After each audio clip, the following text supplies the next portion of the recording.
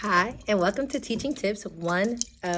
It's all about the things that you should know to do before you begin teaching, during teaching, and after teaching. I'm going to be your host, Fairy Neela, or otherwise Teacher B. And I just want to tell you why I decided to make the video. I feel like as a first year teacher, fresh out of college, trying to figure out how to be a professional, trying to figure out how to be an adult to children, and then on top of that, trying to figure out how to teach them something was very intimidating. It was very difficult. It was very hard. And I don't feel like I got all the support that I needed.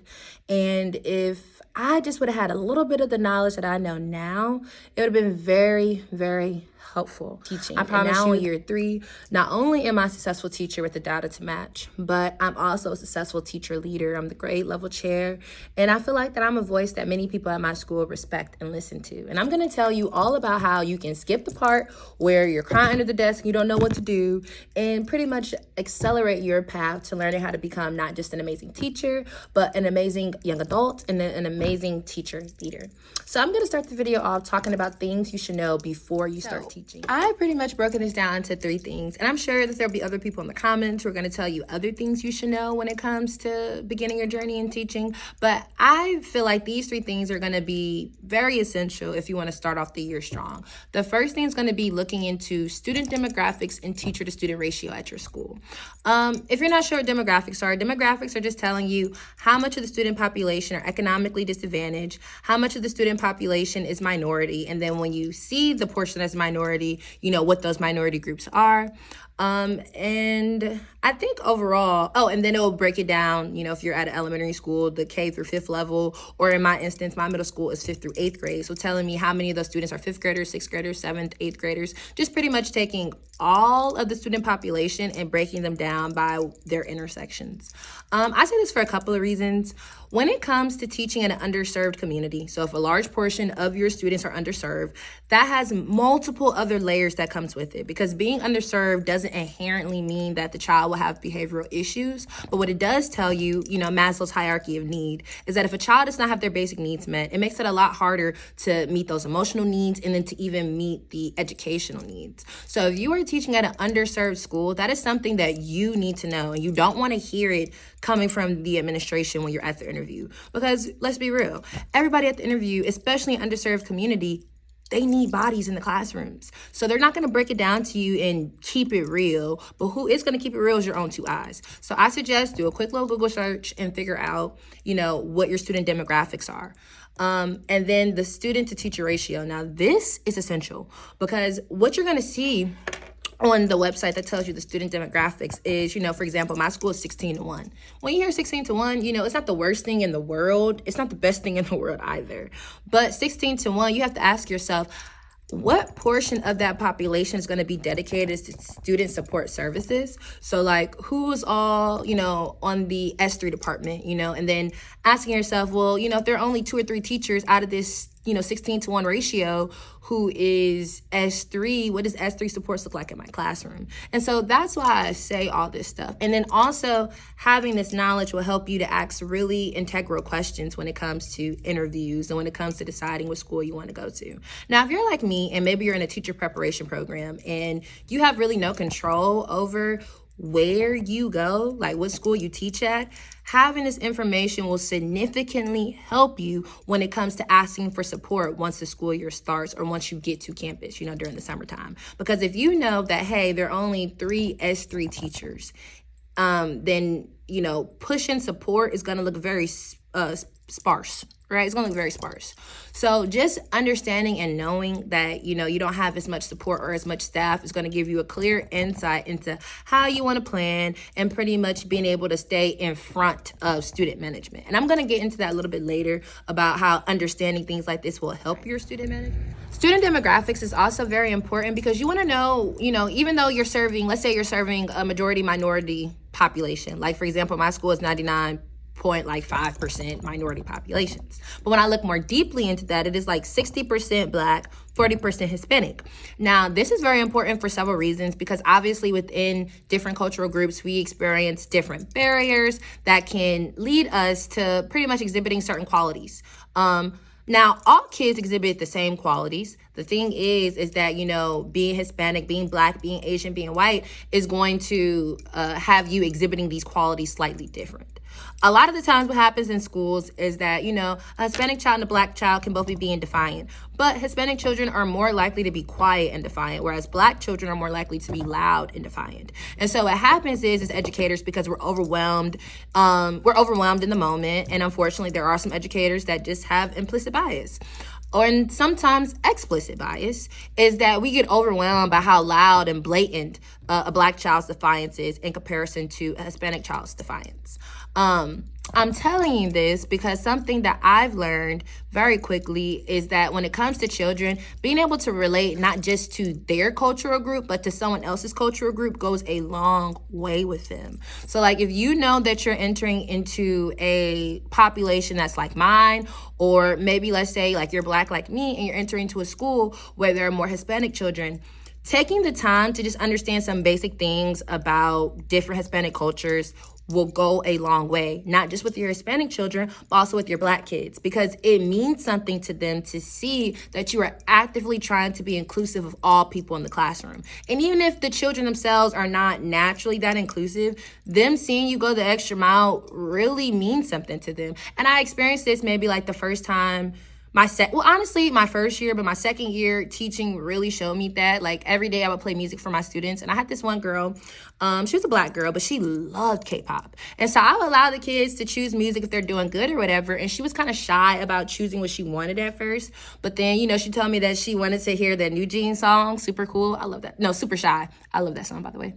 But she wanted to hear that song. And so I put it on, and, all the kids were like, what is this? What is this? I was like, I like this. It kind of got a little bop to it. I'm starting dancing. They think it's funny. And before you know it, like more and more of the kids are like, oh, well, what's K-pop? What's this? What's that?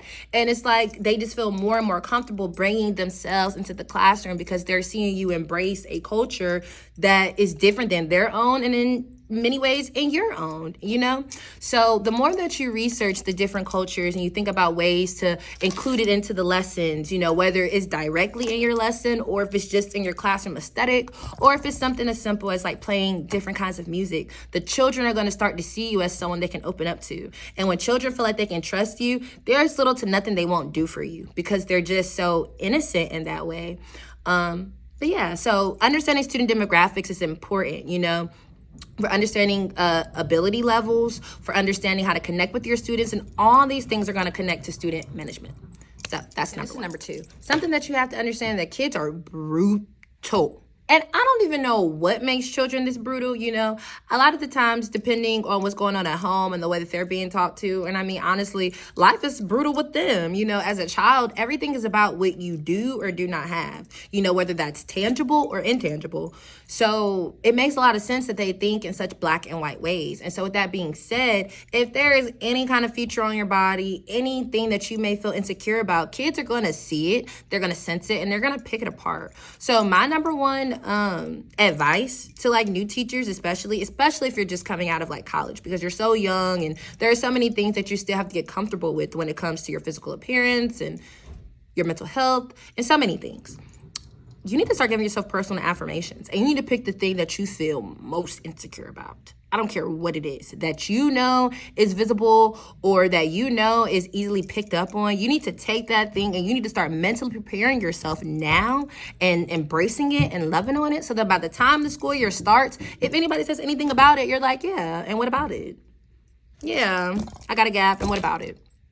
Yeah, I got starter locks, and what about it? You gotta take whatever it is that you feel most insecure about and start to affirm the mess out of it. Because if you wait until the school year starts, your feelings gonna be hurt, honey. And I'm just telling you the truth. Because now they got like the TikTok, all that stuff. They be clocking tea the way that grown people clock tea. Like, it's not even like little kids just saying stupid stuff and you're like, aha, you're dumb. They mean business. Number two, where I said find culture. So, like I said, give yourself those affirmations, okay? And then the second part of that is being able to establish a strong class culture. Now, there are a lot of resources out there, and I'm sure like your teacher preparation program is going to throw a lot of things at you about class culture, and I'm going to throw some of those things back too, but I also want you to get a realistic view. Your class culture is going to be based on who you are. And that is something that truly on my third year teaching, I feel like I've mastered. My first year teaching, my class culture I mean, honestly, every single year that I taught, my class culture literally mirrored who I was at that time in my life. My first year, you know, I was just coming out of college. I was timid. I was confused. I just coming off of 2020, COVID. It was a lot of things going on. I was depressed and I was trying my best. And that's what my classroom gave, depressed and trying my best. And that's how my students responded to me. You know, it was like we were all in the classroom trying to raise each other. I didn't really have the authority or the confidence to pretty much command their attention and to command respect from them and then even some of my coworkers.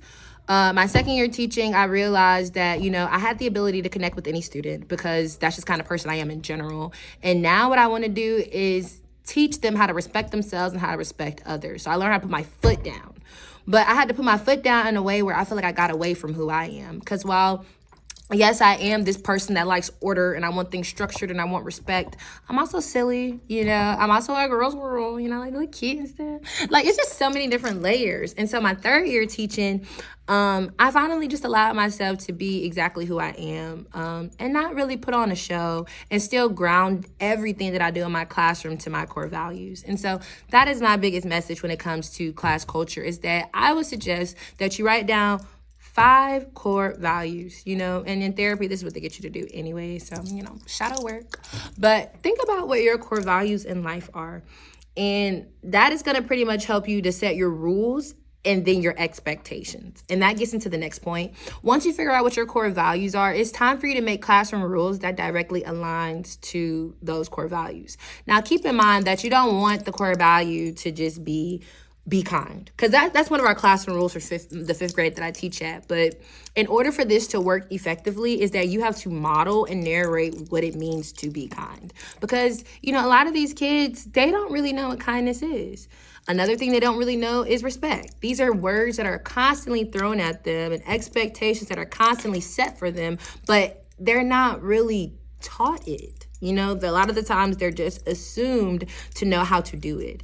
And so I just pretty much model, narrate, and describe exactly what I want to see. And I show them how I'm even kind to them. Like, there are so many times where, like, the kids are very disrespectful. Like, you know, the classroom rule, don't eat in class. The kid pulls out food and they start eating. And then I'm like, put it away. And then I look at them real sternly and I'll say, put it away before I start talking to you the way you're talking to me. And then they realize, yeah, I am being rude. Let me close it up, like, you know, and they respect you so much for that. And so that's what I mean. That's just one example, but whatever your core values are and therefore your rules, you have to keep that in mind every single day you come into the classroom and be prepared to model it. And I'm not saying don't give them consequences, baby. Give them consequences if they are extremely disrespectful or whatever. But, you know, when it's like the first offense of disrespect, like if I tell you to do something, but then you do the opposite, don't just get mad and say, oh, like, you're just not doing what you're supposed to do. You have to, even if you are getting frustrated, I literally name it. Hey, I'm getting frustrated right now because I've asked you to do X, Y, and Z, and now I see that there's nothing on your paper. So let's fix it so that we can get on track. And they respond to that very well. So my thing is that you just want to be open about what you expect from them. And then you want to be able to narrate that in everything that you say and do with them. And it goes a long way.